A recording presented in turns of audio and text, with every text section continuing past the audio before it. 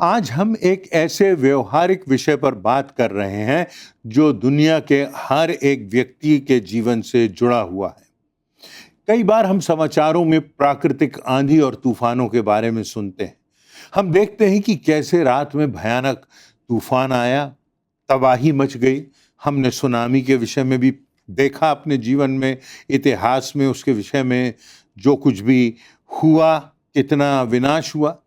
जहां भी तूफान और आंधी आते हैं, ये केवल अपने पीछे विनाश के निशान छोड़ जाते हैं।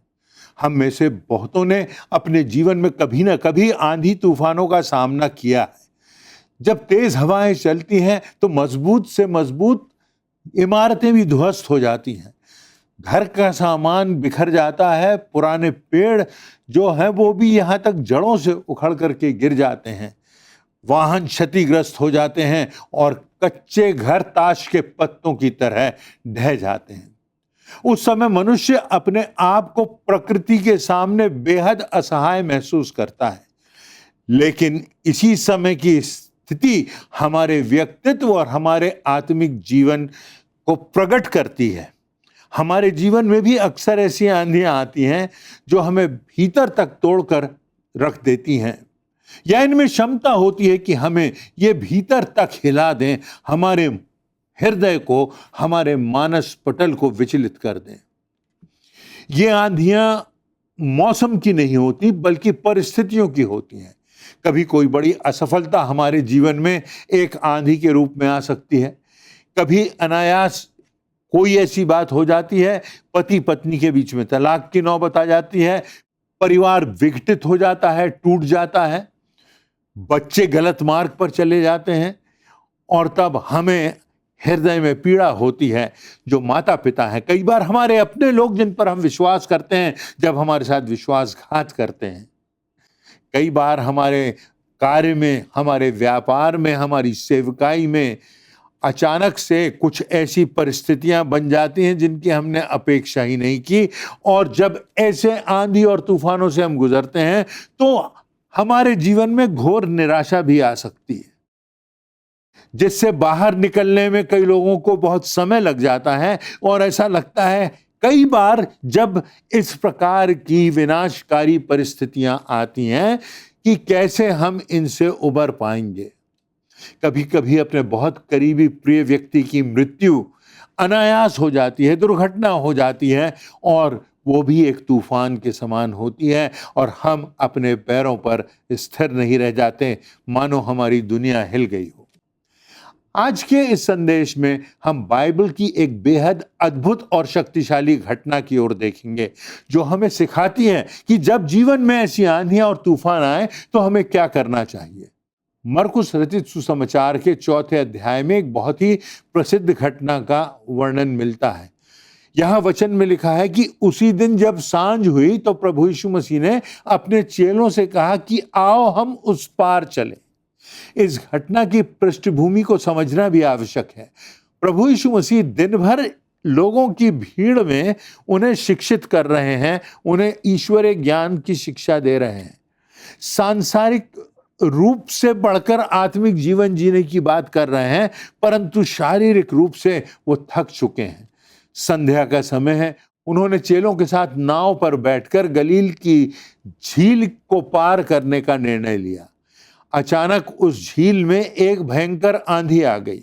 जो लोग गलील की भौगोलिक स्थिति को जानते हैं वे बताते हैं कि झील पहाड़ियों से घिरी हुई है, और वहां अचानक से कभी भी बर्फीली हवाएं नीचे उतर आती हैं जिनकी अपेक्षा भी नहीं की जाती, जो शांत पानी को पल भर में एक जानलेवा तूफान में परिणत कर देती हैं।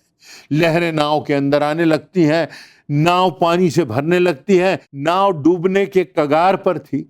लेकिन इस सारे कोलाहल और खौफ के बीच प्रभु यीशु मसीह नाव के पिछले भाग में एक तकिए पर सिर रख के गहरी नींद में सो रहे।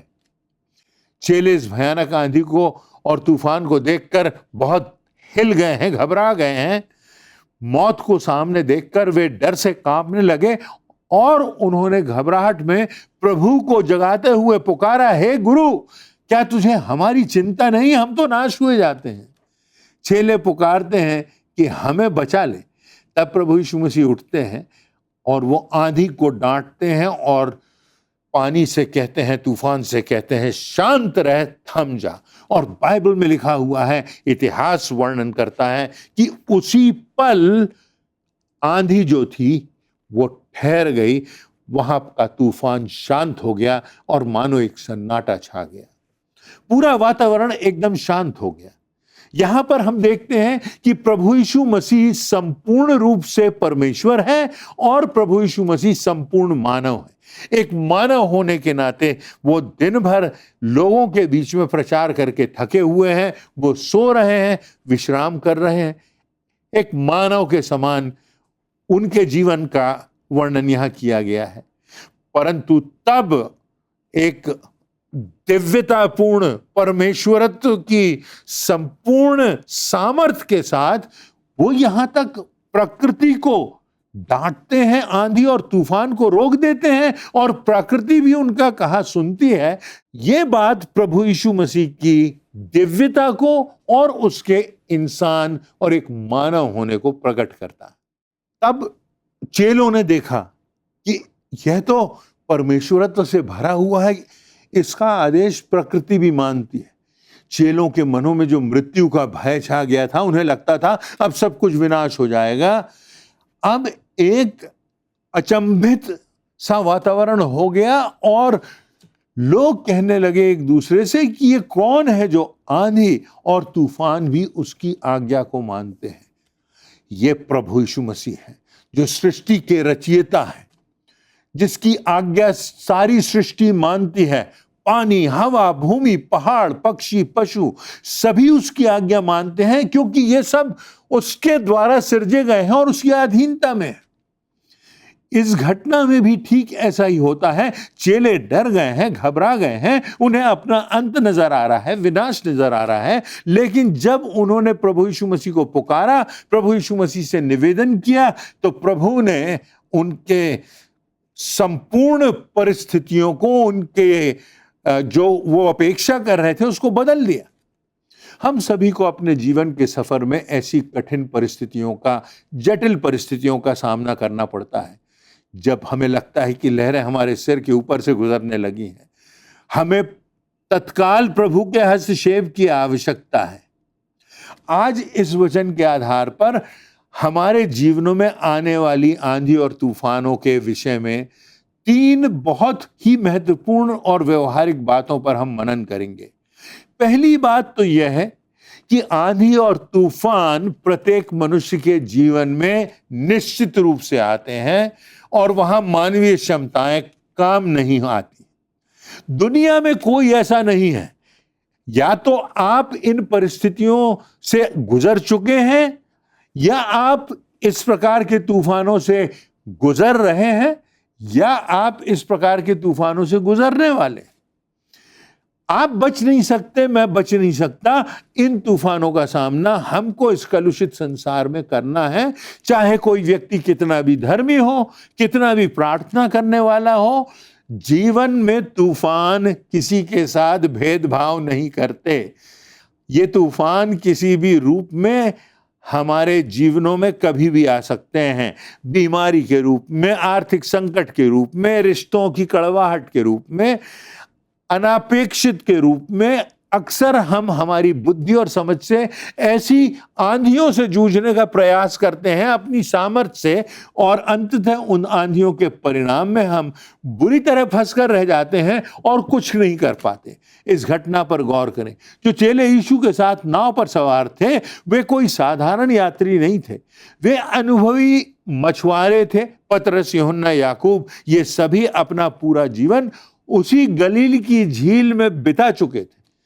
वे लहरों को समझते थे, वे तैरना बहुत अच्छे से जानते थे, नाव को संभालना उन्हें आता था। लेकिन जब यह भयानक आंधी और तूफान झील में आता है, तो चेले अपने अनुभव, अपनी योग्यता, अपने तैरने की क्षमता सब कुछ भूल गए और वो जानते थे कि अपनी क्षमता से इन तूफानों को पार नहीं कर पाएंगे। अब तो सब कुछ विनाश की कगार पे पहुंच गया है। वे डर गए थे, हिल गए थे, भयभीत हो गए थे।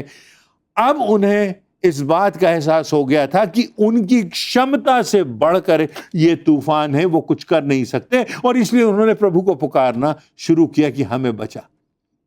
बिल्कुल इसी प्रकार हमारे जीवन की आंधियों में हमारी मानवीय योग्यता और हमारी शारीरिक स्थिति और हमारे कितना भी ज्ञानवान होना, हमारा कितना भी धन, कितना भी संपर्क, कितने भी हम अपने आप को समृद्ध सोचें, कुछ काम नहीं आता।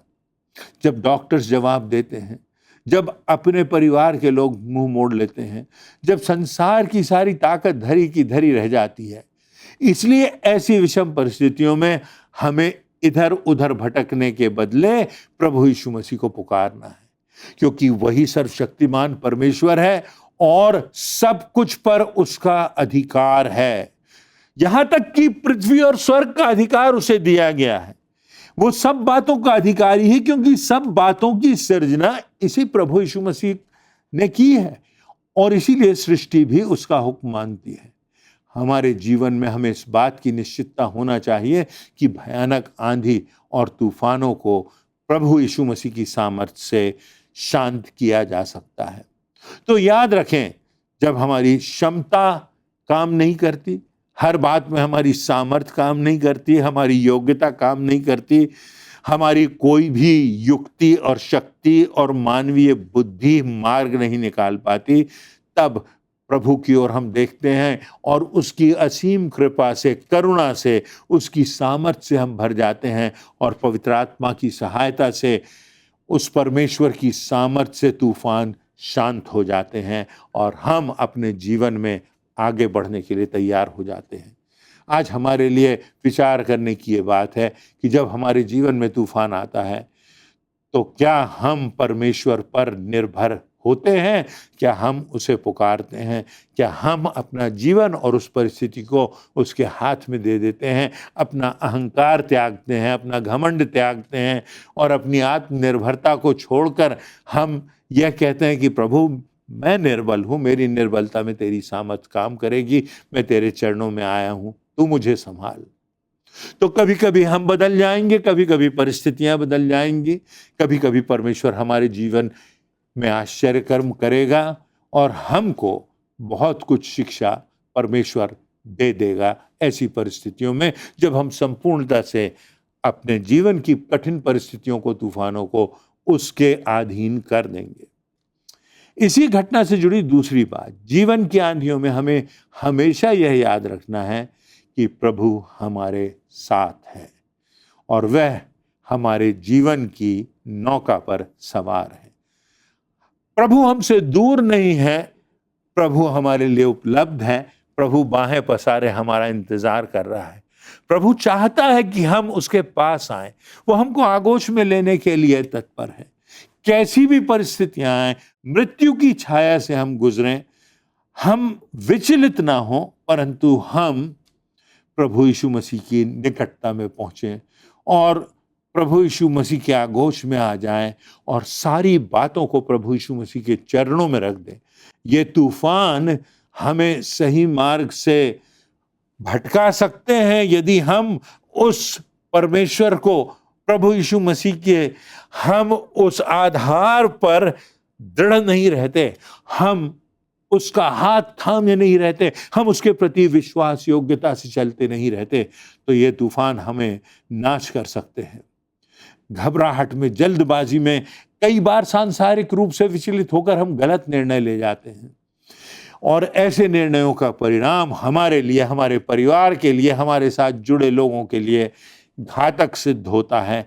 ऐसे समय में हमें परमेश्वर के वचन से धैर्य प्राप्त करना है, परमेश्वर के वचन पर मनन करना है, परमेश्वर के वचन में बने रहना है, उसकी प्रतिज्ञाओं को स्मरण करना है और उसकी ओर देखना है, उससे मांगना है, जानना है कि प्रभु हमेशा उपलब्ध है।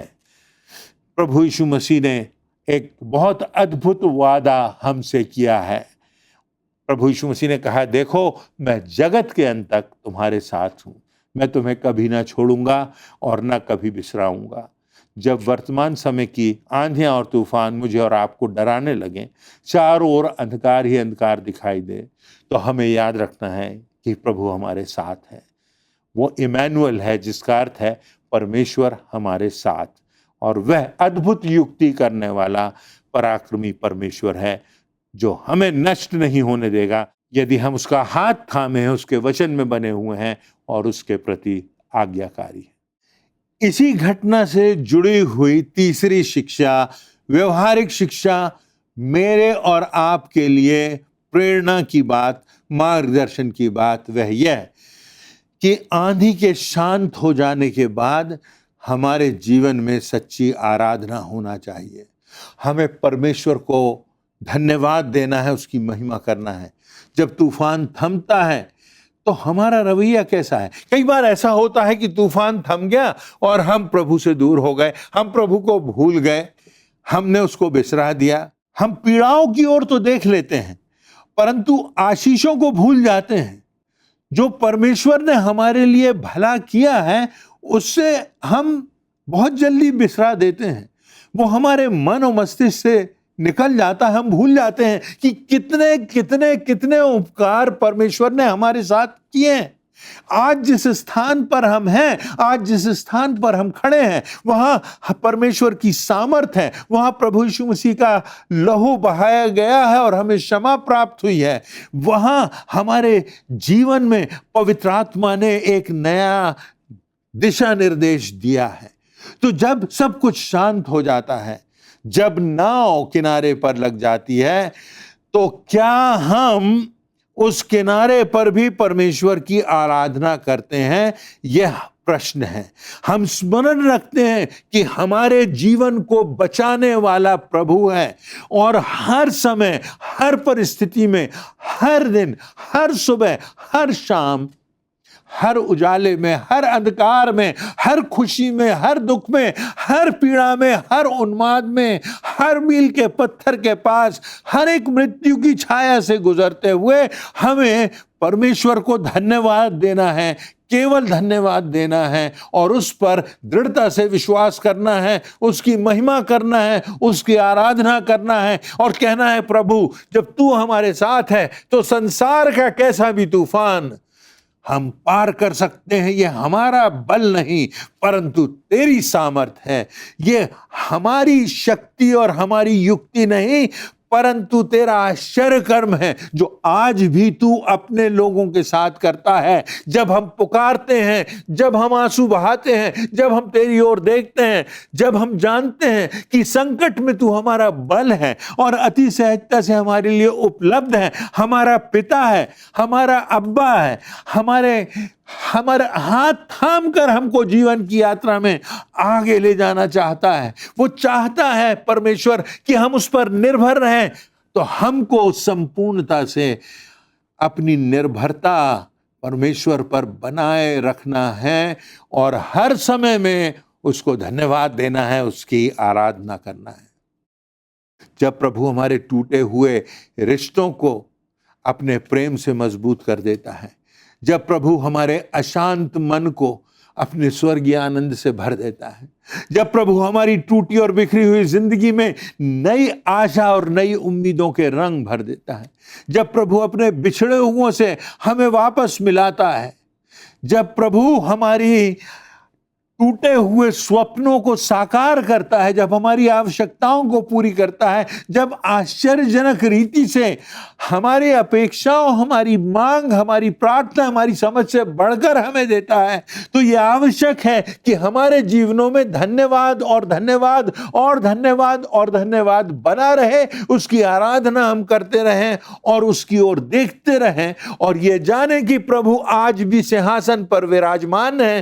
पर प्रश्न ये है कि क्या वो मेरे और आपके हृदय में विराजमान है कि नहीं? आज हमको इस बात को संपूर्णता से समझना है और पूरी तरह अपनी जिंदगी को उस प्रभु के हाथ में देना है जो उपलब्ध है, जिसके पुनरुत्थान की सामर्थ आज परमेश्वर ने हमारे लिए उपलब्ध की है। जो प्रभु कहता है तुम मुझसे भी बढ़कर के काम करोगे, मात्र अपने होठों से नहीं परंतु पूरे मन से, पूरे दिल से, पूरी शक्ति से हमें कहना है तू हमारा स्वामी है, तू हमारा पिता है, तू हमारा प्रभु है, तू हमारा मालिक है, तू हमारा रक्षक है, तू हमारा बल है, तू हमारा दृढ़गण है। और हम केवल और केवल तुझ पर निर्भर हैं पिता। हम केवल और केवल सारी महिमा तुझे देते हैं, क्योंकि महिमा के योग्य केवल तू ही है। और यह तब संभव होगा जब विनम्रता पूर्वक हम उसके चरणों में आएंगे। मेरे प्रियो, जब हमारे जीवन में आंधी और तूफान आता है तो परमेश्वर की सामर्थ्य से वो समाप्त हो जाएगा, परंतु हमें अनंत की ओर देखना है कि एक दिन हम मृत्यु को प्राप्त होंगे। ये जो हमारा डेरा सरी का तंबू है, ये गिराया जाएगा। ये जो हमारा शरीर है, ये जो टूटे हुए मिट्टी के बर्तन हैं, ये समाप्त हो जाएंगे। हम शरीर नहीं कि उनमें आत्मा हो, परंतु हम आत्मा हैं जिनको कुछ समय के लिए प्रभु ने शरीर दिया है। और इसलिए हम आत्मा से, दिल से, हृदय की सच्चाई से उस प्रभु के प्यार पर, उसके बलिदान पर, उसके लहू बहाए जाने पर विश्वास करें और जीवन के हर चित्र में प्रभु को हमेशा देखें और उसकी आराधना करें, उसे धन्यवाद दें और अपने प्रेम का इजहार करते रहें। तो ये हमारे लिए बड़े उत्साह की बात है कि आज हम कैसी भी परिस्थिति में हों, हमको कोई राह नज़र नहीं आ रही हो, परंतु वो हमारा परमेश्वर है जो सब बातों को जानता है और जो इमैनुअल प्रभु यीशु मसीह हमारे साथ है, हमेशा हमारे साथ है, आज, कल और निरंतर जीवन के अंतिम समय तक और जीवन के उस पार तक हमारे साथ है। वो प्रभु यीशु मसीह हमको तूफानों से निकालेगा, इस जिंदगी में आशीषित करेगा और इस जिंदगी के पार हमको नया जीवन देगा। इन वचनों के द्वारा परमेश्वर हमारे हृदय में शांति दे, दृढ़ता दे और जीवन में आगे बढ़ने की सामर्थ्य से हमको परिपूर्ण करे। परमेश्वर आप सबों को आशीष दे। हम सब उस परमेश्वर के विश्वास में बने रहें, उसकी सामर्थ्य के अधीन रहें, प्रभु यीशु मसीह का अनुगमन करें और पवित्र आत्मा की अगुवाई को स्वीकार करते हुए जिंदगी में आगे बढ़ते जाएं। यही इस जीवन में सफलता का और अनंत जीवन की निश्चितता का सफल सूत्र है। परमेश्वर इस वचन से आप सबों को आशीष दे।